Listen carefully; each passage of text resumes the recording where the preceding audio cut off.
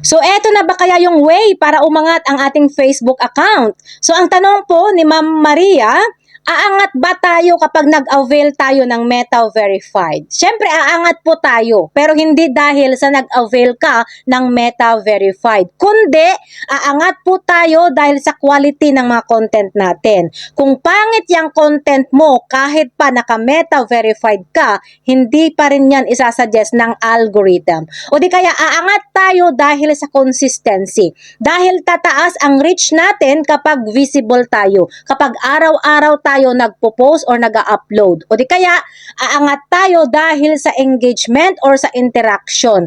Kasi, ang sinusukat po ng algorithm guys is kung marami ba yung comment, marami ba yung shares, yung react, at yung mahaba ba yung average watch time. Kaya kung solid yung content mo plus consistency, kahit wala kang Meta Verified, aangat yung account mo. Pero kung walang quality yung content mo, tapos lulubog, lilitaw ka naman, yung mag-post ka lang kung kailan mo gusto, tapos naka-Meta Verified ka din, hindi aangat yung account mo. Kaya wala pong kinalaman ang Meta Verified sa pag-angat ng account natin. Dahil ang Meta Verified po guys is protection lang po yan ng ating account.